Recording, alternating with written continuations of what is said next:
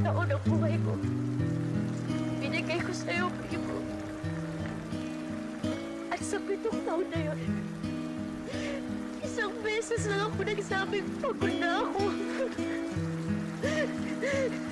Isang beses lang ako nagtanong kung kaya ko pa ba. Isang beses lang ako nagkaroon ng lakas ng loob para sabihin kung ano talaga yung nararamdaman ko.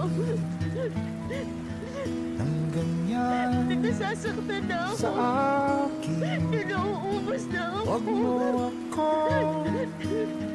Isang beses, sa napakaraming beses na pwede ako sumubok, pero hindi ko ginawa. Ano